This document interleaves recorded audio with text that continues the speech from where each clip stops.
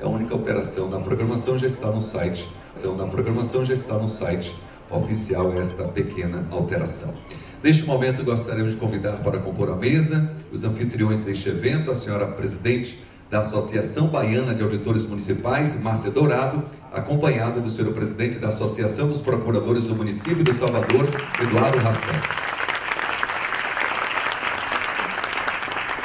Convidamos à mesa ex-governador do estado, secretário da Fazenda do município.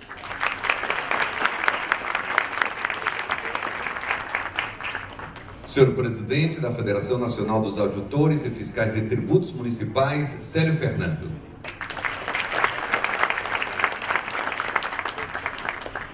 Senhor presidente da Associação Nacional dos Procuradores Municipais, a NPM, Carlos Mourão.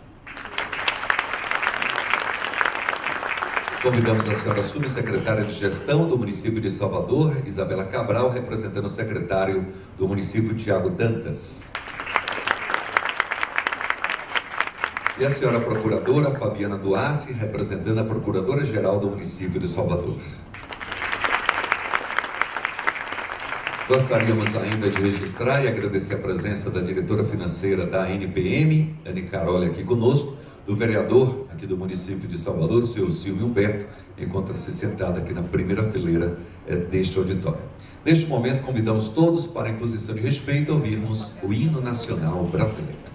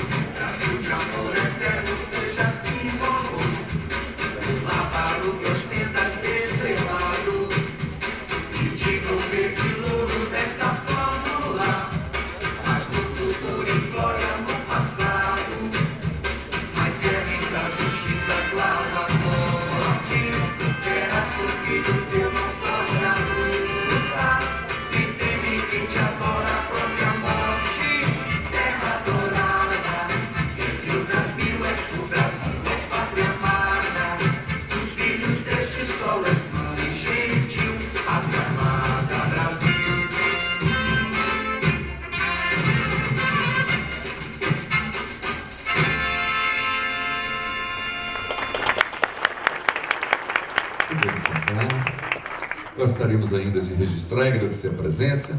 Será presidente de mesa deste nosso evento, posteriormente, o senhor conselheiro federal do Conselho Federal de Contabilidade, Wellington Cruz. Senhoras e senhores, com a palavra inicialmente, a senhora presidente da Associação Baiana de Auditores Municipais, Márcia Dourado.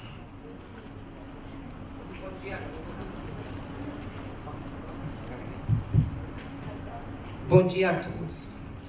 Na pessoa do Dr. Paulo Souto, nosso ilustríssimo secretário da Fazenda do município de Salvador, cumprimento os componentes da mesa e, na oportunidade, agradeço a todos por terem aceito o nosso convite, o que é muito nos honra. De forma igualmente honrosa, agradeço aos ilustres palestrantes que gentilmente se dispuseram a participar do nosso congresso. Nosso agradecimento também a todos os patrocinadores pelo importante apoio. É com muita alegria que dou boas-vindas aos congressistas, agradecendo a presença de cada um de vocês, o que certamente será de fundamental importância nas discussões e enriquecimento das atividades que aqui serão envolvidas. Quero parabenizar a comissão organizadora, Mário Borges, Arthur Matos, Raquel Fumi, Georgia Campelo, Técio Souza, a equipe de apoio operacional da Leticiane e, em particular, agradecer a Gelson Oliveira, diretor da nossa escola fazendária, e Eduardo Hassan, presidente da Associação dos Procuradores de Salvador, pela dedicação mais intensa no processo de organização. Os esforços de todos tornaram possível a realização desse primeiro Congresso Regional de Direito Municipal, uma bem-sucedida parceria entre auditores e procuradores do município de Salvador. Este ano, completando essa parceria 8 anos.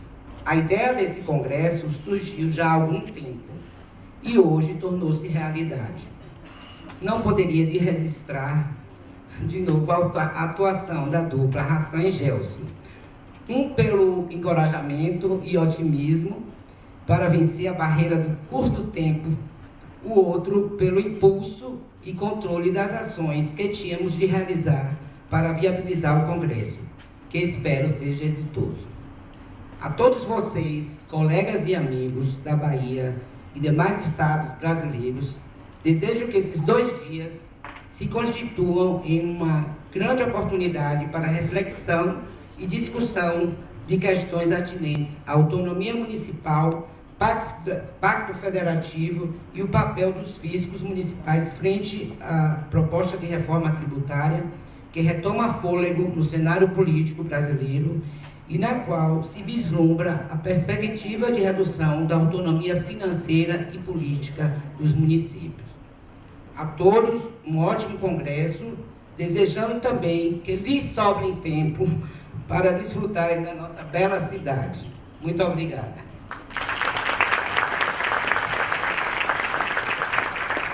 Ouviremos, senhor presidente da Associação dos Procuradores do Município de Salvador, Eduardo Hassan. Bom dia a todos, sejam bem-vindos. Eu saúdo a mesa aqui em nome do nosso secretário Paulo Souto.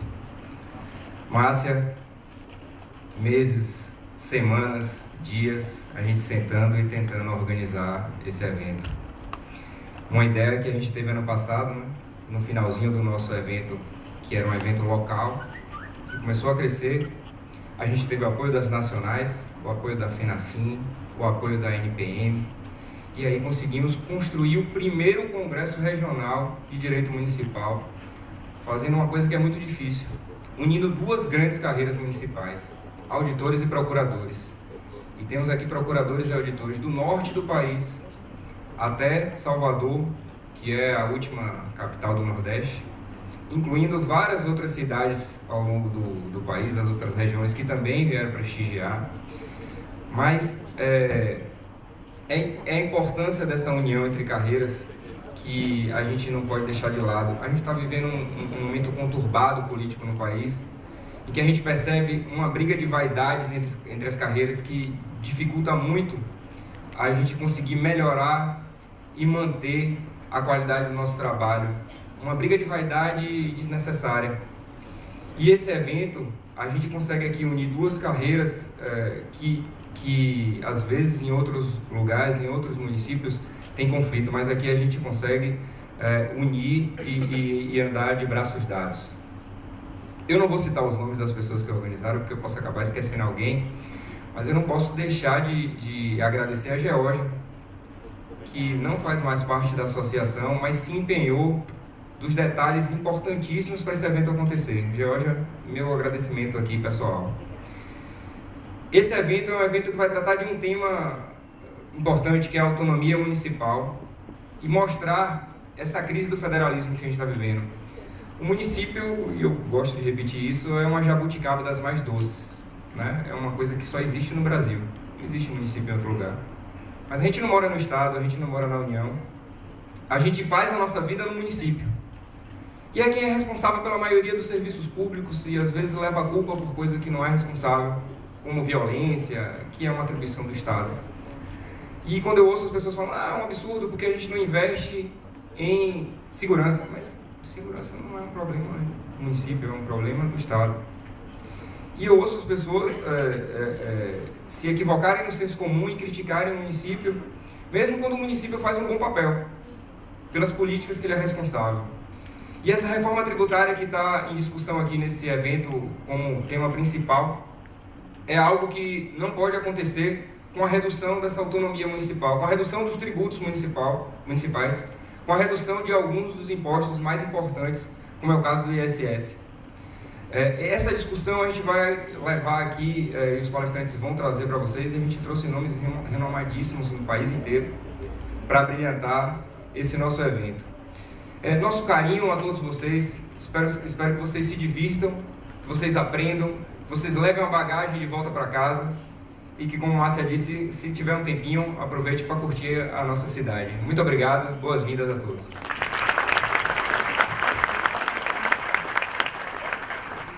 Saudar ainda a presença do senhor Sérgio Ribas, diretor jurídico do SEBRAE Bahia e também do ex-prefeito de Camaçari, a auditor fiscal, Ademar Delgado, está aqui conosco. Senhoras e senhores, com a palavra neste momento, ex-governador da Bahia, secretário da Fazenda do município de Salvador, senhor Paulo Souto.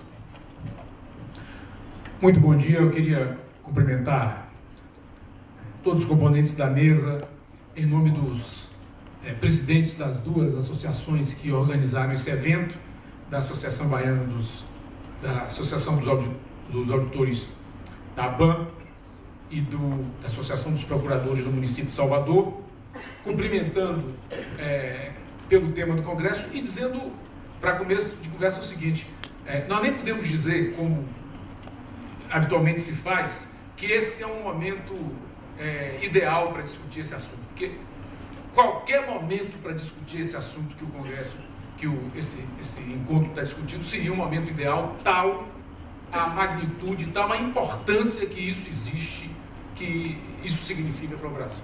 É claro que ele é muito oportuno nesse momento, mas isso é tão importante que seria oportuno em qualquer momento que nós pudéssemos discutir produtivamente isso.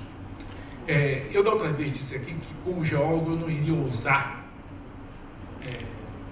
entrar para discutir assuntos de alçada de procuradores e auditores, embora queira dizer que a categoria está muito bem representada nesse campo pelo Everardo Municipal, pelo Everardo Maciel, que, quem não sabe, é geólogo de profissão, embora tenha uma experiência desde o princípio notável nessa área relacionada às questões que esse Congresso está focalizando. Longe de qualquer comparação, porque infelizmente não foi essa minha trajetória profissional.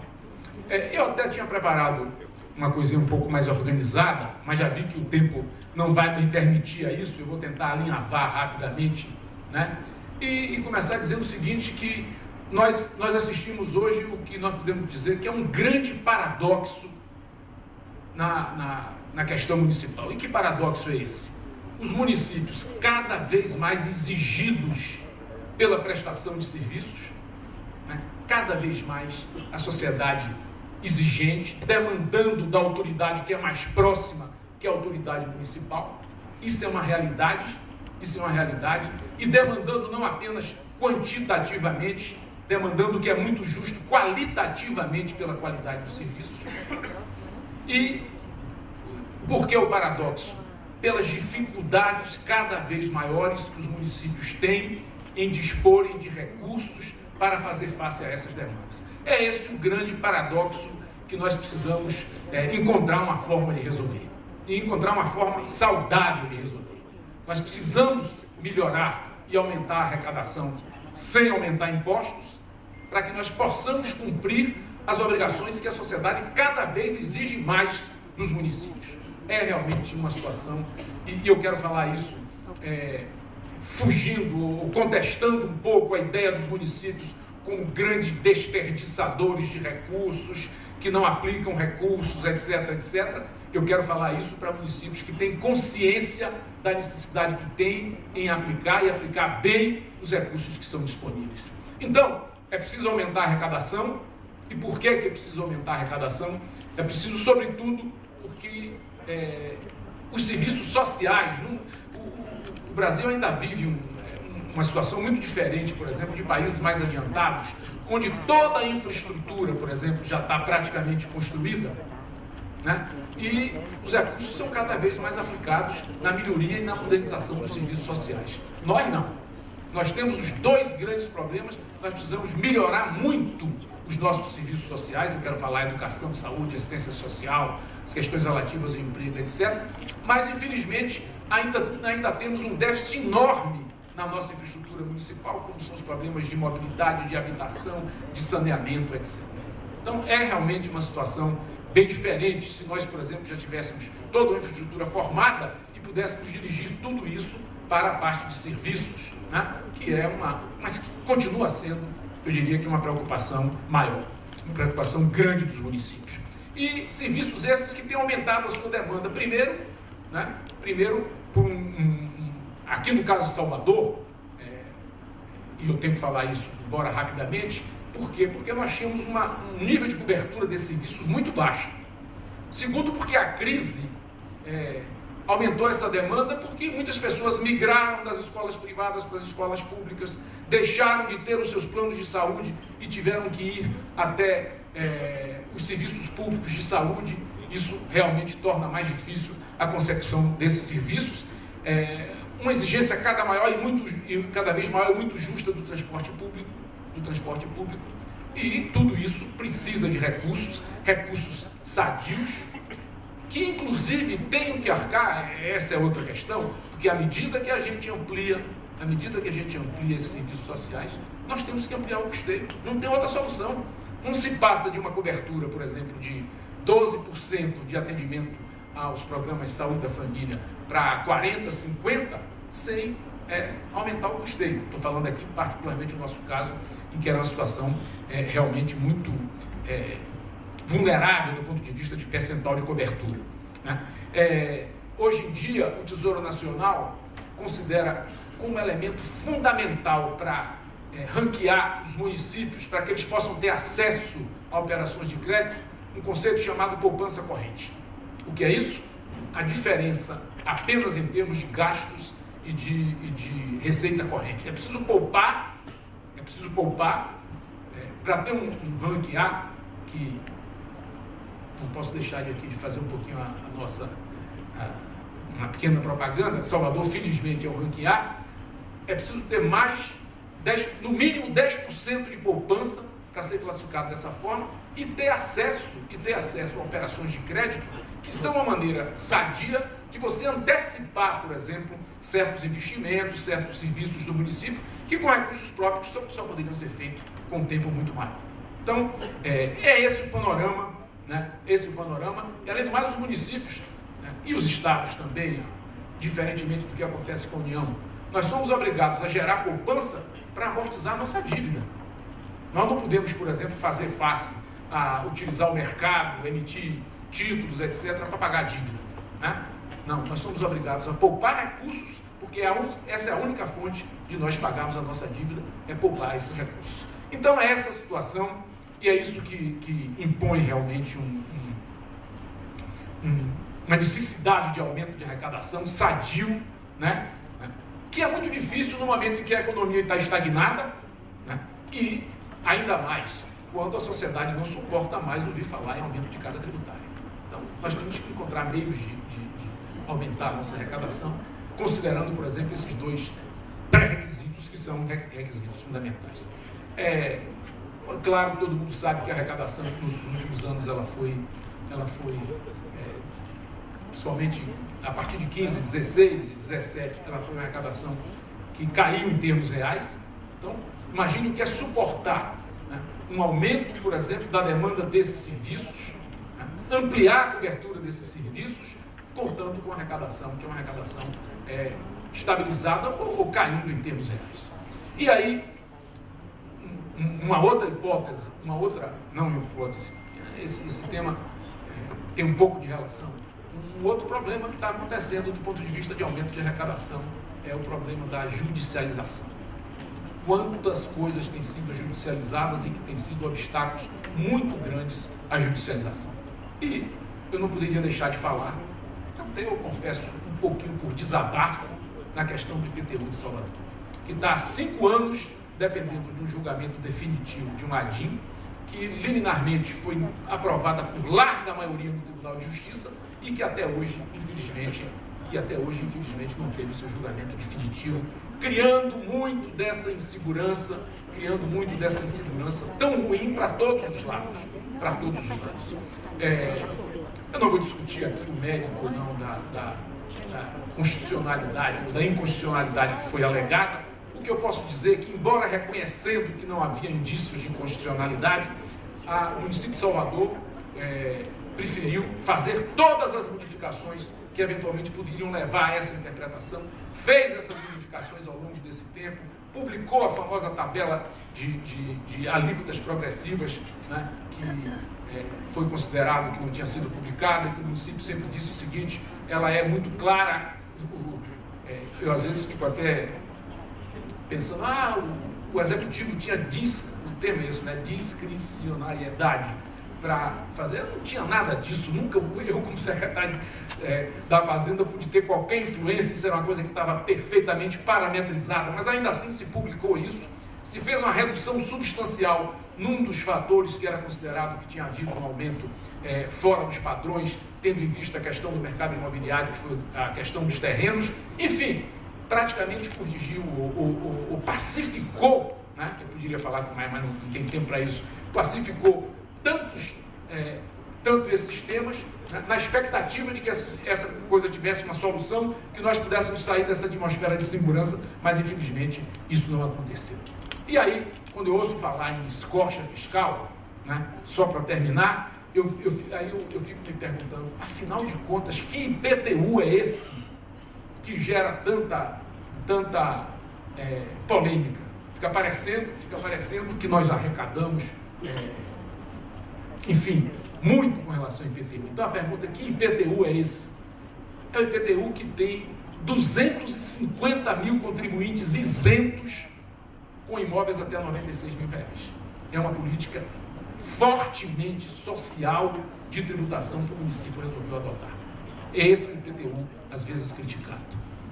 Não posso deixar, embora reconhecendo que sejam impostos de natureza diferente, não posso deixar de provocar um pouco a comparação, por exemplo, entre o IPTU e o IPVA, né? E aí eu fico tranquilo de falar isso, porque afinal de contas o município também é beneficiado pelo IPVA. Mas não posso deixar de fazer uma comparação, embora reconhecendo que têm origens diferentes, etc. Mas, por exemplo,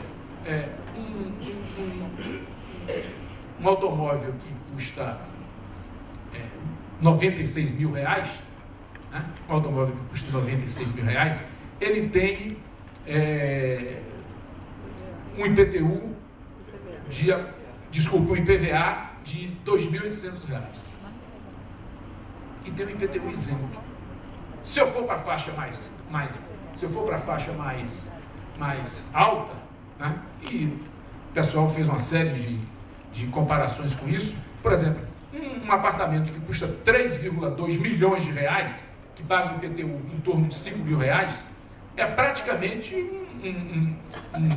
o valor do IPVA, né, de uma caminhoneta que custa 130 mil reais. Ou seja, bens que tenham 25 vezes maior do que o outro, pagam praticamente o mesmo imposto. reconheço, não são coisas iguais, um é um bem, um ativo durável, etc., o outro não, mas enfim, o que pesa no bolso das pessoas é isso, né? Porque eu só coloco isso não porque eu queira fazer qualquer alteração desse ponto de vista, mas é o seguinte, escolheram o IPTU por uma série de razões, como a bola da vez.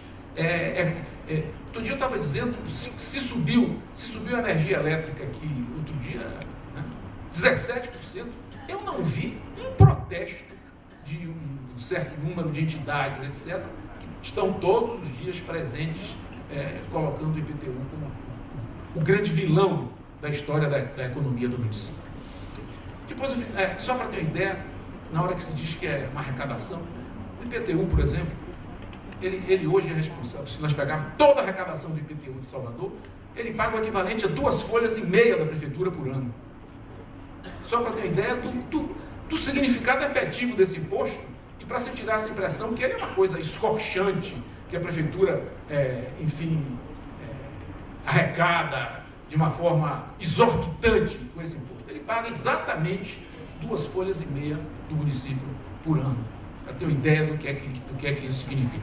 E se nós formos comparar, ainda nessa defesa que se faz, por exemplo, como é que é o ranking? Claro, em termos absolutos, né, o IPTU, que em 2017 foi em torno de 550 milhões, ele é hoje o 5º lugar no ranking entre as capitais, né? Ele está abaixo, naturalmente, de Rio, São Paulo, Belo Horizonte e Curitiba. O grande problema nosso é que nós temos uma população de 3 milhões de habitantes. E aí, quando nós vamos para o IPTU per capita, nós que somos o 5º em valor absoluto, nós vamos chegar lá em 13º no Brasil. 13º, mostrando que essa é uma tributação que não está conseguindo fazer face a uma realidade nossa, até porque nós temos uma população com baixo nível de renda, mas para mim isso exclui completamente a ideia de que há uma arrecadação exagerada, decorrente, enfim, de uma taxação fora dos limites do IPTU. Nós temos o IPTU per capita abaixo de Aracaju e de Recife. O IPTU total é a metade, por exemplo, é menos da metade do IPTU arrecadado por Belo Horizonte. Isso tudo porque nós não podemos, com tudo que aconteceu, nós não podemos colocar em prática uma nova planta que foi feita há 5 anos e que ficou sempre, né, depois de todas as travas, etc., ficou nos anos subsequentes restrita à sua atualização apenas pelo IPCA. Então, esse a resposta que eu estou dando, afinal de contas, que IPTU é esse.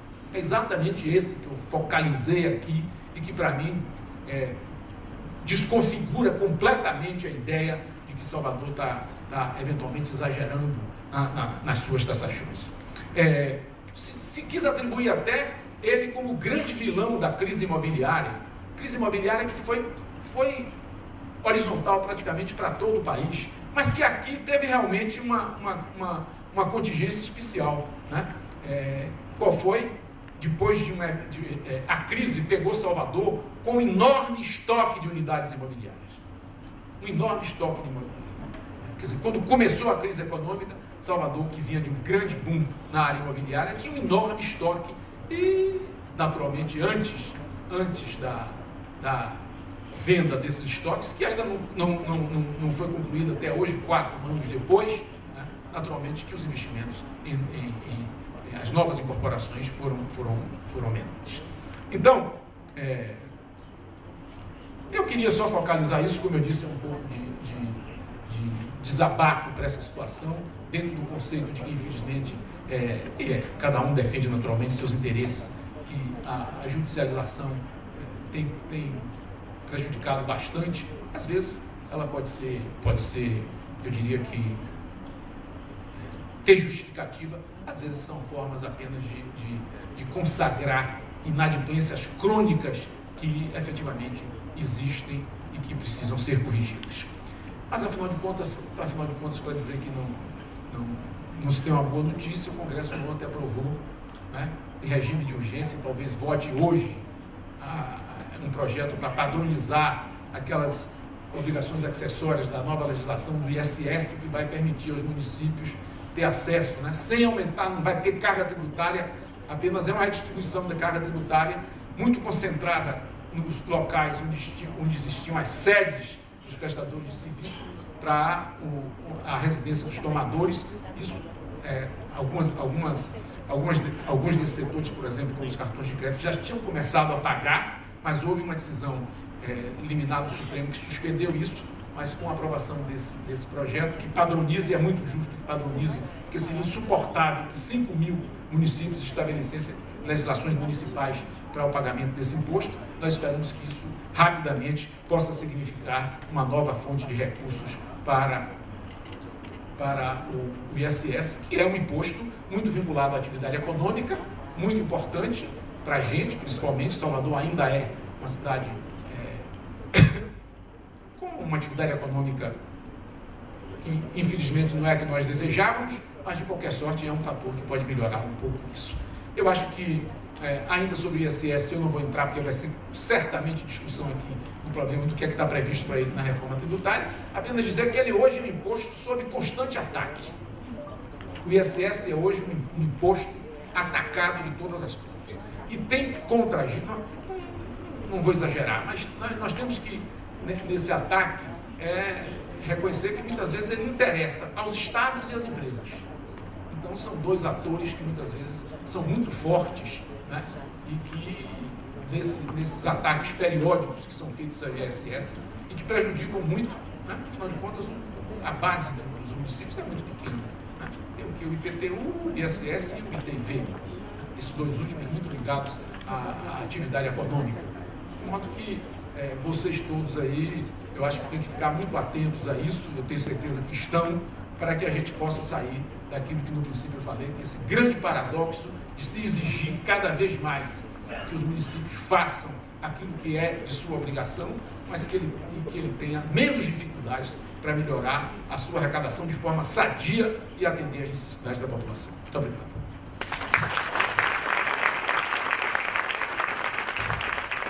E assim a gente agradece aos membros da mesa que nesse momento se desfaz. Os convidamos a retornar à plenária. Daremos prosseguimento com a primeira palavra.